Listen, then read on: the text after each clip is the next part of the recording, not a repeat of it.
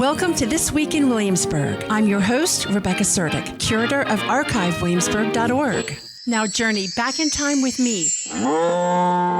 This week in 1902, Mr. Jacobson, who owned the farm at Fort Magruder, broke the state record for his alfalfa crop.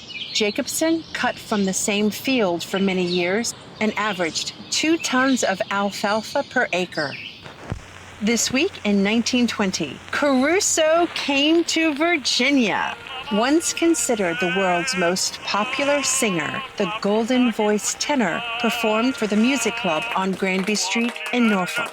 Tickets ranged from $2 to $7. Join me next time for another edition of This Week in Williamsburg, brought to you by archivewilliamsburg.org and the Williamsburg Old Time Radio Hour, your source for hometown history, online, on stage, and on the air. I'm Rebecca Suerdieck.